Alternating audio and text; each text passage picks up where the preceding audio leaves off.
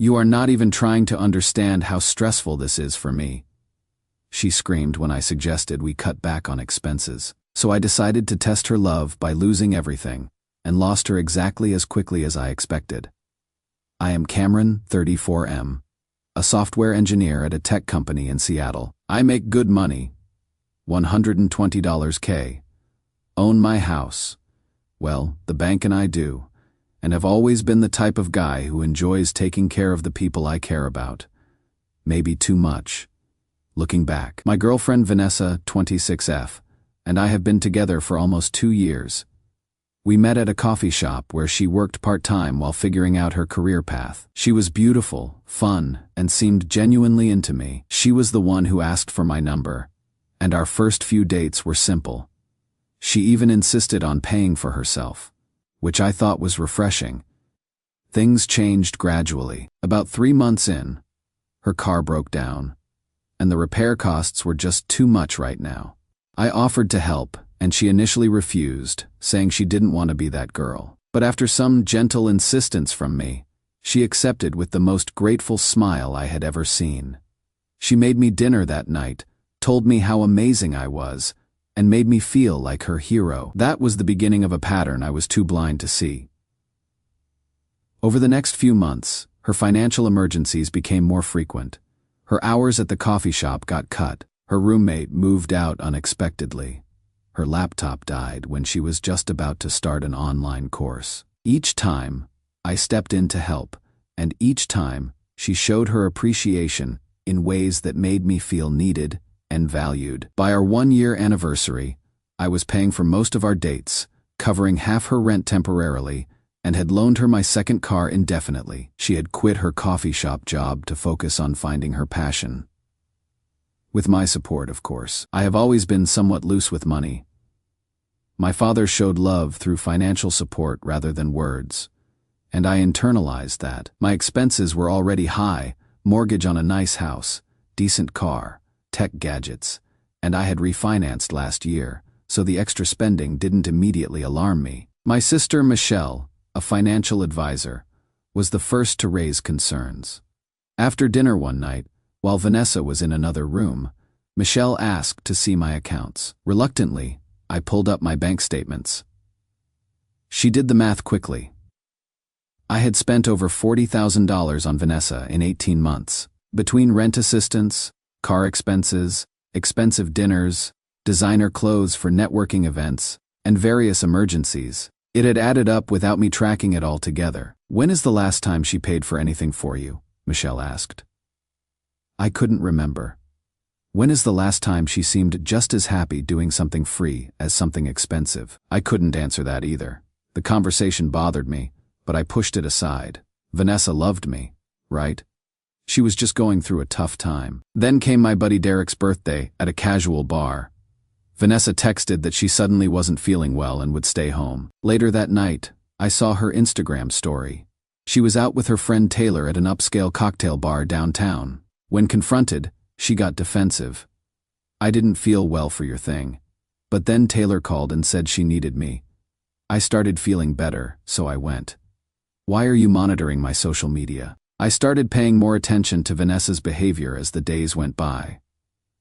A clear pattern emerged that I couldn't ignore anymore. I noticed how her affection would bloom after expensive dates, or when I gave her lavish gifts, her eyes lighting up and her touch lingering longer than usual. Yet whenever I suggested more budget-friendly activities like hiking or cooking at home, she would become noticeably distant, suddenly remembering deadlines or claiming fatigue. It was striking how animated she became at the mere mention of potential bonuses or promotions at my job, asking detailed questions about the financial implications, while completely zoning out when I tried discussing actual work challenges or achievements that didn't translate to immediate monetary gain. The contrast became impossible to dismiss. Her interest seemed directly proportional to what I could provide financially, rather than any genuine concern for me as a person. The breaking point came when I got a promotion. I was excited about the new responsibilities, but when I told Vanessa, she hugged me and said, "That is amazing, babe. I am so proud of you." Then immediately asked, "How much more will you be making?" Her eyes had that gleam I recognized from when she saw something expensive she wanted. I decided to test my theory. With my friend Brad's help, I created a scenario that would reveal Vanessa's true feelings. I told her my car needed major repairs, about $5,000 worth. Her immediate response: "Cannot you ask your parents for help?" Not "how can I help?" Just pushing the problem elsewhere. But I wasn't convinced yet, so I took it further. I started suggesting cheaper restaurants, mentioning the need to budget, and proposing Netflix nights instead of going out. Her affection cooled dramatically. The final test came 2 weeks ago. With Derek's help creating a convincing story, I told Vanessa I had been laid off due to company restructuring. Her response still makes my stomach turn. "This is temporary, right? You will find something soon." Her voice had a panicked edge I had never heard before. No comfort. No, we will get through this together. Just fear that her meal ticket might disappear. Over the next week, she suggested I move back with my parents to save money. That is, get me out of my house. She started talking about taking a break. She was suddenly too busy to come over most nights. The nail in the coffin? Derek caught her on Tinder. 1 week after I supposedly lost my job, she was already looking for a replacement provider. I haven't confronted her yet. She still thinks I am broke and desperately job hunting, while I am actually working from home on a special project. Tomorrow night, Vanessa's coming over because I told her I have important news about our future. We'll update after the confrontation. Update 1. Sorry for the delay. Things have been even crazier than expected. After posting, I got an overwhelming number of messages and needed time to process everything before writing this out. The confrontation with Vanessa didn't go as planned. I cooked a simple dinner with a $15 wine, contrast to our usual $50 plus bottles she preferred. I recorded the conversation on my phone based on your suggestions. Vanessa showed up 30 minutes late, dressed casually, the first time in months. She barely kissed me hello before asking, "So what is this important news? Did you find a job?" The eagerness in her voice was telling. Throughout dinner, she kept checking her phone and giving one-word answers. When I tried to talk about my job search, she barely looked up. This was the same woman who would hang on my every word when I talked about bonuses. After dinner, I sat her down. "I have been thinking about us and our relationship." She tensed up. "Look, if this is about the money situation, I just think we both need to be realistic. Sometimes people need space to figure things out." "Space?" I asked. "Are you saying you want to break up?" She looked away, her tone suddenly careful. "I am not saying that exactly. I just think maybe we should take a break while you sort out your situation." I nodded slowly. "So, now that I have lost my job and cannot afford to take you to nice restaurants or help with your rent, you want to take a break?" Her face flushed. "You are twisting my words. This isn't about money, isn't it?" I showed her the screenshots Derek sent me, her Tinder profile, created days after I told her I had lost my job. "You had your friend spy on me?" "What the hell, Cameron?" "Answer the question, Vanessa." "I was just browsing. I wasn't meeting anyone, and maybe I was looking because my boyfriend suddenly turned into a different person." "You are stressed. Negative. Not the same guy I fell for." "You mean I am not the same ATM you fell for?" I said quietly. She stood up angrily. "Fuck you. I loved you for you." That is when I laid my cards on the table. "Vanessa, I didn't lose my job.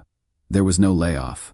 I am still employed, still making my same salary, and actually got approved for a promotion next quarter." Her face cycled through confusion, disbelief, then calculation. You could practically see the gears turning. "What?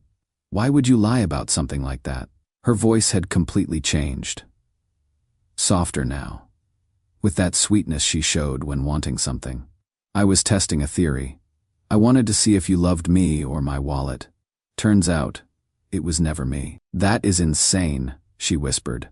"You made up a story just to test me. That is manipulative and cruel." I laughed. "Manipulative and cruel, like pretending to love someone while using them as a meal ticket, like creating a dating profile a week after your boyfriend loses his job, like suggesting he move out of his own house." She switched tactics instantly. Tears appeared. I was scared, Cameron. I panicked. Financial security is important to me. Financial security is important to everyone, I replied. But most people don't abandon their partners the minute money gets tight. I didn't abandon you. I am here, aren't I?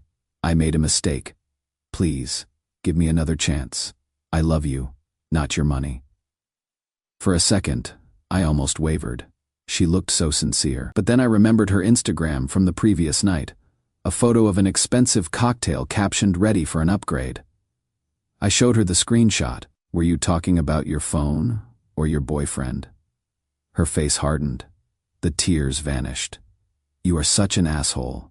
You have been testing me and stalking my social media. This whole relationship has been a lie. Yes, it has. I agreed. But not in the way you think. I pulled up my banking app and showed her the tagged expenses. Vanessa car repair, Vanessa rent, and on and on. Over $40,000 in 18 months, compared to the single $15 gift card she had gotten me for my birthday. I don't want your money back, I told her. I just want you to know that I see you clearly now. She grabbed her purse. You need therapy, Cameron. This is psychotic behavior, as she headed for the door. I called after her, by the way. I will need my car back by the end of the week. She whirled around. That was a gift. Check the registration, I replied calmly. It is still in my name. The look of pure rage on her face was unforgettable. She slammed the door so hard a picture fell off the wall. I sat alone, feeling empty. 2 years of what I thought was love, all based on what I could provide rather than who I am. My phone exploded with texts. Apparently, Vanessa had immediately called Taylor, who started a group chat with our mutual friends, telling them I had gone psycho and made up a story about losing my job to trap her. Some believed her. Others reached out for my side. Derek came over with a 6-pack an hour later. How you holding up? Part of me is relieved. Part of me wonders if I am the idiot who didn't see what was right in front of me for 2 years. 2 days later, I came home to find Vanessa had used her key to get into my house while I was gone. She had taken some of her things, but also items that weren't hers, including my grandfather's watch and, bizarrely, all my power cords. When I called about the watch, she denied taking it. I bluffed about having a security camera in my bedroom. I don't, and threatened police involvement. The watch mysteriously appeared on my porch the next morning. I changed locks, passwords, and contacted the DMV about the car situation. She had been driving with an expired license for months. Yesterday, I ran into Taylor at the grocery store. She cornered me. Vanessa told me everything. You made up losing your job just to test her. That is manipulative bullshit. Did she mention she was on Tinder a week later, or suggested I move out of my own house? Taylor hesitated, then doubled down. She was right to look elsewhere. You are clearly unstable. I walked away, but she called after me. You know she has been talking to your boss, right? Telling him all about your mental health episodes. I felt sick. Would Vanessa really try to sabotage my career out of revenge? I have started documenting everything and contacted HR to get ahead of potential accusations. Our friends are divided, with some taking her side and others believing me. The most surprising development: a text from Elizabeth, Michelle's friend, who I have met at family gatherings, asking if I wanted coffee sometime. Michelle admitted she had told Elizabeth about my situation. She is nothing like Vanessa, Michelle assured me. She is a software engineer too, makes her own money, and has been single after breaking up with a guy who was using her for money. The irony wasn't lost on me. I told Michelle, I am not ready to date yet. But maybe in time, right now. I am focused on protecting myself from whatever Vanessa might do next. Update 2. It has been 3 weeks since my last update. Work has been intense, and dealing with the Vanessa situation has consumed my free time. The day after my last update, I discovered Vanessa had contacted my company. According to HR rep Lisa, Vanessa claimed I was having manic episodes and had become dangerously obsessive after our breakup. Lisa called me in privately. I need to ask something delicate. Do you have mental health issues that might affect your work? I explained the situation. Lisa wasn't immediately supportive as I had hoped, but professionally neutral. "I understand this is difficult personally," she said, "but I need to document this conversation and open a file. Company policy when there are accusations, even if they seem unfounded." It was humiliating. I provided my timeline document and offered to bring witnesses who could corroborate my version. "That will not be necessary right now, but we will need to monitor the situation." I left feeling like I was on probation for something I didn't do. My boss was informed, and I could tell he was watching me more closely. 2 days later, colleagues received emails from Vanessa with links to evidence of my unstable behavior. Our IT flagged them as potential phishing. Those who received them were confused about why my ex was sending bizarre compilations of out-of-context messages. It was not pleased. Dave from security pulled me aside. "We cannot have this spilling into company communications. It creates security risks and disrupts work. Handle your personal issues outside the office." Meanwhile, when I requested my car back, Vanessa responded, "I need it to get to work. You can have it back when I find something else." I reminded her it was registered in my name. Her response, "Try and take it. See what happens." I contacted a lawyer who confirmed my right to reclaim it and suggested a formal letter requesting its return. This only escalated things. Vanessa started moving the car around. When I located it at Taylor's complex, it had a dent and key scratches. With my lawyer's guidance, I reported the car as withheld. The police were reluctant to get involved in a domestic dispute, but the report created a paper trail. The next day, I received a video showing someone pouring something into my car's gas tank with the text, "Still want your car back." I forwarded this to police and lawyer. Now it was clear vandalism and property destruction.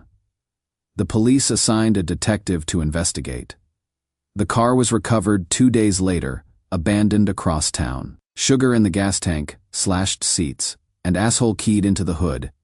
Insurance is processing the claim. Meanwhile, Vanessa's social media campaign against me intensified with references to narcissistic men who test their girlfriends and escaping toxic relationships. Our mutual friends took sides. Most who knew me well stuck by me, but her friends rallied around her, adding comments about believing women and supporting victims. The most hurtful betrayal came from Jason, my friend since college. He texted, "I know you are going through something, but the way you treated V was seriously messed up. I need space from our friendship." When I tried explaining, he wouldn't listen. "She showed us the texts, the things you said, the way you tested her. It is not cool." On the positive side, I have reconnected with friends I had neglected during my relationship. Derek has been my rock, even staying over some weekends out of concern. He spotted Vanessa's car parked near my house at 2 a.m. once. I have installed security cameras, which have captured Vanessa approaching my door twice when I wasn't home. Financially, I am recovering. With Vanessa gone, my monthly expenses dropped 40%. I never realized how much I was spending on her. Yesterday, I received an email from Rebecca. Vanessa's ex-roommate from years ago. I recognized the pattern. Vanessa did the same to her boyfriend before you, a guy named Alex. She lived off him, then left when he lost his job due to medical issues. She told everyone he was abusive for sympathy. This morning, Vanessa texted, "We need to talk. I am pregnant." I don't believe her. The timing is too convenient. I haven't responded yet and am consulting my lawyer about how to proceed. Final update: it has been 2 months since my last update. The situation with Vanessa has mostly resolved, though not without additional drama. The pregnancy claim: after consulting my lawyer, I responded, "If you are pregnant, I will need medical verification. Please have your doctor contact mine." I included my doctor's number. She sent photos of what looked like positive tests. My lawyer advised maintaining the verification request. After a week of alternating between anger, "You don't trust me," and emotional appeals, "Don't you care about our baby?" she finally agreed to meet at a clinic. The day before our appointment, she canceled, claiming she lost the baby due to stress. When I requested medical confirmation of this too, she exploded, admitting the whole thing was fabricated to get me talking to her again. With this latest manipulation, we had enough for a restraining order. The judge granted a temporary order, which became permanent after Vanessa tried painting herself as the victim in court. The evidence was overwhelming. The restraining order was her wake-up call. Her posts about me stopped. According to friends, she has moved to Portland to start fresh. Conveniently, after I provided her new workplace with police reports when they called for a reference check. Yes, she listed me as a reference, believing I wouldn't dare speak negatively about her for fear of looking petty. The car. Insurance covered the vandalism, but the mechanic found issues that would cost more to fix than it was worth. I took the payout and didn't replace it. Work has been complicated. The HR investigation concluded, but there is a note in my file. A few colleagues still give me strange looks, wondering what happened. My boss has been professionally supportive but distant. During my recent review, he mentioned that while my work remains excellent, he has concerns about bringing personal drama into the workplace. The team lead position I was being considered for went to someone else, though he insisted it was because the other candidate had more management experience. Socially, things have stabilized. Jason reached out after hearing about the fake pregnancy. I owe you an apology. I should have heard your side before judging. I appreciated his honesty, but kept some emotional distance. 2 other friends never came around. One even suggesting my test was emotional abuse regardless of what followed. I have accepted not everyone will see my side. Derek remains my closest friend through all this. The weekend camping trip he dragged me on gave me perspective. I hadn't realized how much energy it took to maintain Vanessa's happiness constantly. Michelle has focused on helping me rebuild financially. According to her, I can recover the lost money within a year if I stay on track. Elizabeth and I continue meeting occasionally for coffee. It is refreshingly straightforward. We split bills without discussion and enjoy each other's company without transactional dynamics. I am not calling it dating yet, but I am open to possibilities. I have reflected on how I ended up with Vanessa. I have always equated providing with caring from watching my dad show love through financial support rather than emotional connection. With Vanessa, I felt needed when solving her problems with money, creating a cycle hard to break until it became impossible to ignore. Looking back, I am not proud of how I tested her. While her reaction confirmed my suspicions, there were more straightforward ways to address concerns. The fake job loss was manipulative, even if responding to her manipulation. 2 wrongs don't make a right, and it gave her ammunition afterward. I have heard from many men with similar experiences. Their stories help me feel less alone and less foolish. I am rebuilding trust in others and my judgment through therapy, learning to establish healthier boundaries and recognize the difference between generosity and being taken advantage of. Vanessa tells a different story in Portland, one where she left me due to controlling behavior and financial abuse. It is frustrating but not surprising. People like her rarely take responsibility. There is always a narrative where they are the victim. The good news: her narrative no longer affects my daily life. The restraining order, her move, and time have created the distance needed to heal and move forward. I am cautiously optimistic about the future, more careful with money and trust, but trying not to become cynical. Not everyone is like Vanessa. Some people want connection, not just provision. This will be my final update. It is time to close this chapter and focus on writing a better one.